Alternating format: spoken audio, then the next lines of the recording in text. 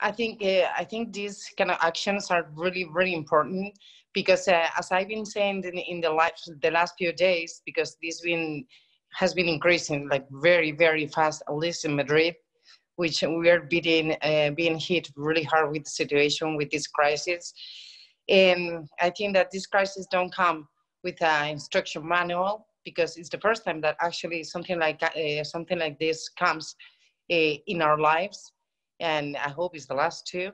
In this generation, we never lived something like that, something like this before, so we're not ready for that. You don't expect something like this is going to happen in your lifetime or in your city.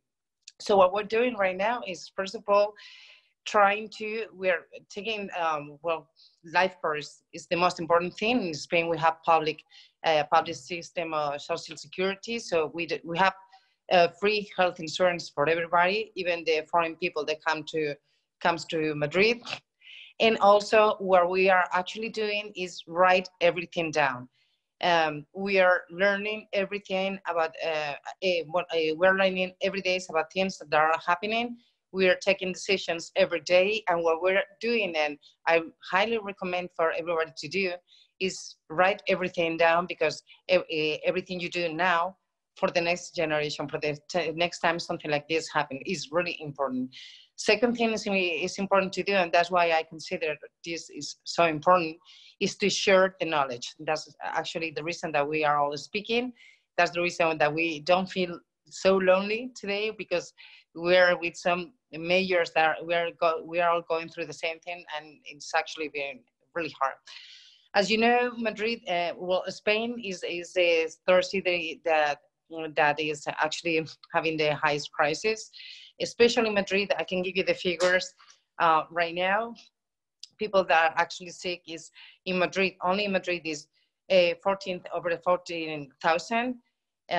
People that have died already is 1,800, which is a lot. And people that actually are not sick anymore is over 3,000. So right now we have more people that are not sick anymore than people that are actually dying. One thing that is happening in Madrid, and that is one of the reasons that the crisis has been higher aquí, it's been even more severe, is that is the second largest city in Europe. We have 3.2 million citizens living. I mean, the people that are actually listening to me from China, that's nothing in China. In Europe, that's a big figure. I mean, over 3 million people living in the city is a large population, and it's actually an international city. That's for the reason the crisis is being even harder here in Madrid. And we have another factor that is actually a good factor, but is working against right now. We are the region out of all Europe with the highest expectancy of life. That means that women in Spain, we live, the average age is 87.8 years old, which is very large, which is a very good date. Is very good, but right now it means that we have a lot of people that are really elderly, and as you know, there's a vulnerable population for this for COVID-19. So what we're actually doing, what actually happened to our hospitals, we have huge hospitals actually, but right now they are totally overwhelmed. Suddenly, in just 1 week, 14,000 people more in these hospitals, and actually they're totally overwhelmed. So one decision that we made, and we took it like 1 week ago, is when we start seeing the figures, we react, at least in Madrid, very, very fast, even 1 week before the government of Spain did. 1 week ago, we decided to close all the schools. We decided to close all the kindergarten, all the elderly centers, everything. Then we saw that the people, because actually in Spain, we are in spring, like all the cities, but right now in Spain, we are having such a nice weather that we just want to go out. And people from Madrid, our personality, it just takes that, it makes us go to the streets. So that was a problem, because everybody was going to the parks, everybody was going to the kids' park as well. And what we decided to do at that moment is close all the parks, close all the places that kids could play, and have the police, doing an intense job making the people stay at their houses. Right now, I can tell you that has actually worked really well. The people of Madrid are responding very well. One decision that we took at that moment was we had two options. We can speak to the people in a way that they don't get alarmed, they don't get worried. We explain the figures, but we tell them, okay, don't worry, we have control over that.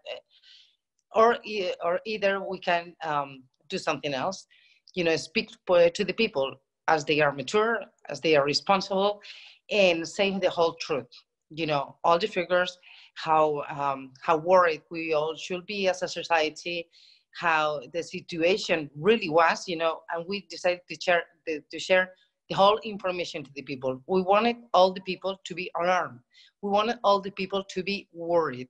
It was a hard decision to take, but I think that, after all these good behaviors that we have seen in the last few days, people staying at their houses, people being responsible, was that decision, to say all the truth and to decide that maybe the people needs to be worried. Maybe the people need to take good decisions.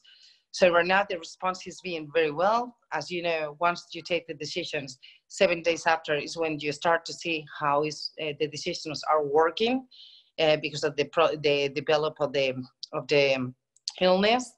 So we are going to start to see how everything is working tomorrow, actually. The second thing we need to do when we saw the hospitals were being overwhelmed is to take IFEMA. IFEMA is the Madrid Congress Center. Maybe some of you know it because of COP25. And that's actually a Congress Center that is from, the Madrid Town Hall, City Hall, actually holds that. And they're actually working so well. We decided that will be our hospitals. And, in COP25, they did everything, all the organization in 1 month and a half. And the hospitals, we built it in 18 hours. And it is absolutely unbelievable. So many people of Madrid, so many corporations, so many companies, so many citizens start with donations to the city of Madrid. Like, for example, we have a company that had beds. We have another company that gave us food. We had some company that gave us, things, like floor. And we have actually, IFEMA organized everything. And we start one afternoon at 7 o'clock in the afternoon. And 18 hours later, we had IFEMA being the biggest hospital out of the whole Spain with 5,000 beds, which is absolutely incredible. I don't know if you've seen the image because they've been going around the world, but we are really proud because we have actually so many people going there. We are deriving the patients that are not so severe, and we are just taking them there so we can, have in the hospitals the worst cases, the cases that you will have to be more intensive with. And that's the way actually we are working right now. We have so many challenges, like, for example, homeless people. Right now, we are telling all the citizens to be at their homes, but we have some people in the cities that have no homes at all.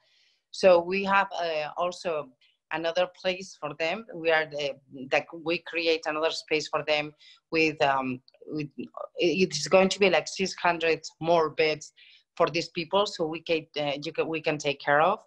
We are starting to see that they are sick as well. Some of them. I mean, it's a vulnerable population as well, and we are separating the ones that are like healthy, that the ones that are not healthy or not. We do need protections. I don't know how you call it, mascarillas, mask. We need masks. We need gloves.